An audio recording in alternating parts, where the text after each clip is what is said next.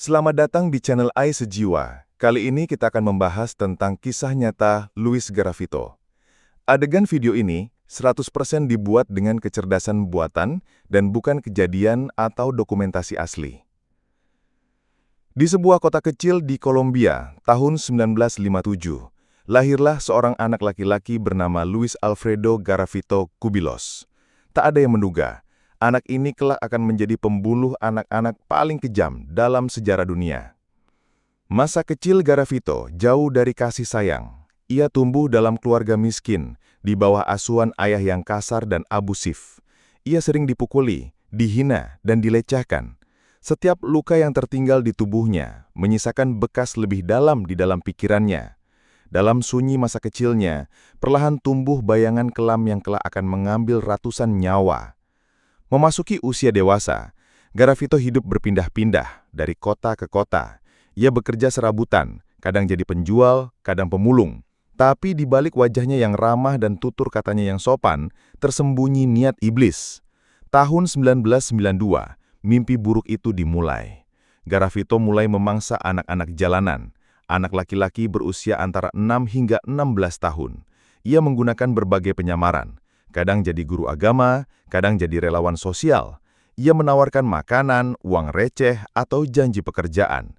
Anak-anak yang tak punya siapa-siapa mengikuti pria asing ini tanpa tahu itu adalah langkah terakhir mereka dalam hidup. Garavito membawa mereka ke lokasi-lokasi terpencil, ladang kosong, bukit sunyi, semak belukar. Di sanalah ia menunjukkan kebengisannya. Korban diikat, disiksa, diperkosa, lalu dibunuh dengan cara yang sangat brutal. Beberapa korban ditemukan dengan luka tusuk, mata dicungkil, alat kelamin dimutilasi. Beberapa lainnya meninggal perlahan karena pendarahan atau kekerasan ekstrim. Tapi yang paling mengerikan, Garavito mencatat semua itu. Ia membawa buku catatan tempat ia menulis lokasi dan tanggal pembunuhan, seolah menyimpan trofi dari kekejamannya sendiri. Dan ia terus mengulanginya, lagi dan lagi. Dalam waktu 7 tahun, mayat-mayat anak kecil mulai bermunculan di berbagai wilayah Kolombia. Polisi semula mengira ini ulah sekte pemuja setan atau jaringan perdagangan organ.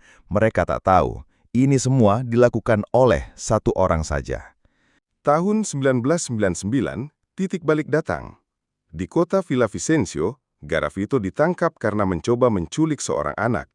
Saat diselidiki lebih dalam, polisi menemukan barang bukti mencengangkan. Buku catatan pribadi, peta, serta kacamata khas yang tertinggal di TKP. Identitas asli Garavito akhirnya terbongkar. Dalam interogasi, Garavito mengakui membunuh 138 anak, tapi polisi percaya jumlah korban bisa lebih dari 300. Seluruh Kolombia terkejut, dunia gemetar. Bagaimana mungkin seorang manusia bisa melakukan kejahatan sebesar ini, dan selama itu tanpa tertangkap? Pengadilan menjatuhkan vonis simbolis, 1.853 tahun penjara. Tapi menurut hukum Kolombia saat itu, maksimum hukuman hanyalah 40 tahun. Karena Garavito kooperatif dan mengaku, hukumannya bahkan sempat diringankan menjadi kurang dari 30 tahun. Sebuah ironi pahit bagi keluarga para korban. Masyarakat menuntut keadilan. Banyak yang khawatir ia bisa bebas lebih cepat. Pemerintah bahkan membentuk unit khusus untuk memastikan ia tidak pernah menghirup udara bebas lagi. Tahun 2023, sebelum masa hukumannya habis, Luis Garavito meninggal di penjara akibat kanker.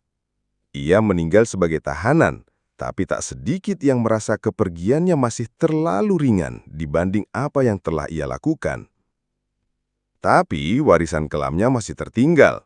Ratusan keluarga hancur, ratusan anak tak pernah tumbuh dewasa, dan satu nama yang selamanya tercatat dalam sejarah sebagai simbol kegelapan manusia. La Bestia, si binatang. Demikianlah sedikit kisah dari AI Sejiwa. Terima kasih bagi Anda yang menyaksikan. Jangan lupa subscribe, like, dan share video kami. Sukses, bahagia, dan berkemakmuran selalu bagi Anda semua.